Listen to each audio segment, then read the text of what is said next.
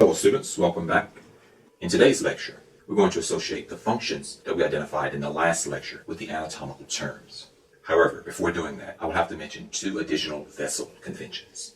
The first is that arteries always carry blood away from the heart, and veins always carry blood towards the heart.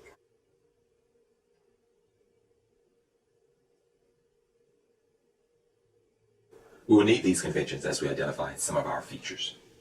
The large vessel shown here is a vein. This is the major intake vein of the heart. This vessel is called the vena cava, or the vena cava.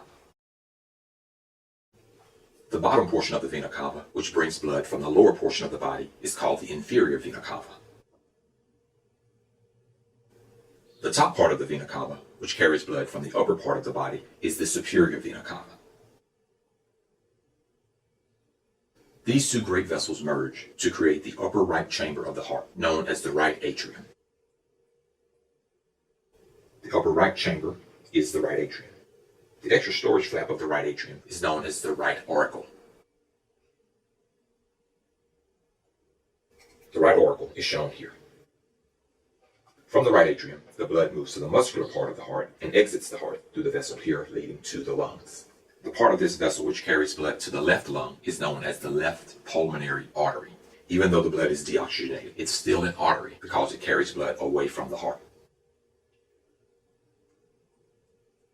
And on the right side, we have the right pulmonary artery.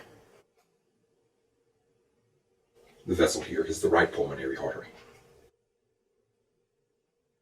Here is the right pulmonary artery, which carries the oxygenated blood to the lung. In the lungs, the blood is oxygenated and returns to the heart through this vessel here. This vessel is a right pulmonary vein. Even though the blood is oxygenated, it's still a vein because it's carrying blood to the heart. And shown here is the right pulmonary vein. And on the left side, of course, we have the left pulmonary vein. Shown here are branches of the left pulmonary vein. The right and left pulmonary veins converge to create the upper left chamber of the heart, known as the left atrium. Associated with the left atrium is an extra storage flap, known as the left auricle. The left auricle is shown here. The extra storage flap is the left auricle.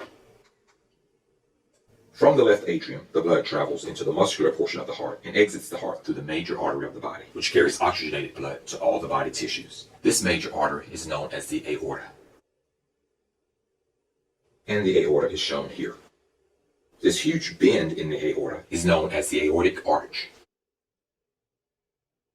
The ligament which holds the aorta in place is known as the ligamentum arteriosum. The ligamentum arteriosum is shown here.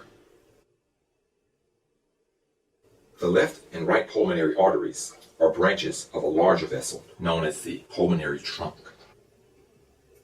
This portion of the vessel is the pulmonary trunk, but I don't want to keep all of that here.